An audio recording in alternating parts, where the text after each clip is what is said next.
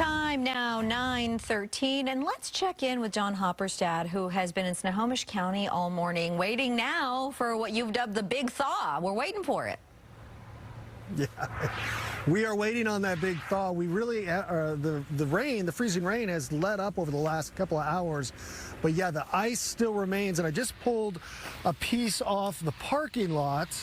This is what you're dealing with here. It is a thin sheet of ice, but this is covering everything everywhere right now, including the roads, and that's the big problem for drivers out here. Although I've noticed that it is breaking up somewhat here on 196, at least in the right-hand lane where people have been using that the most.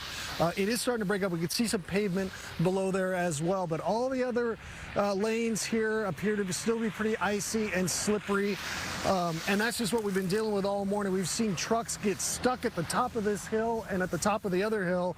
We're kind of in a valley where we are here at Alderwood Mall Parkway.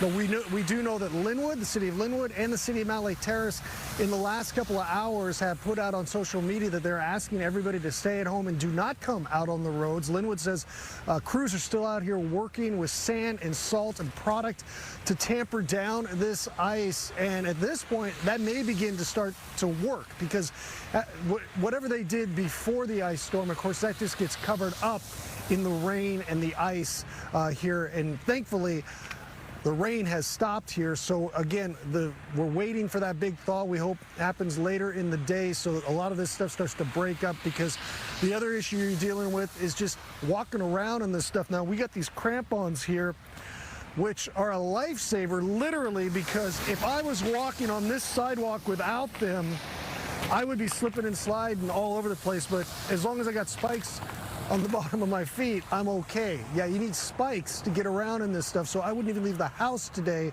until we get to that big thaw. And in fact, you don't see this every day. McDonald's remains closed at this hour. They do have employees in there trying to get open, but this ice storm has even caused McDonald's to halt operations here in Linwood. I think we're going to check in with Abby Aconi, who may have more on some of the traffic issues around the region. Abby?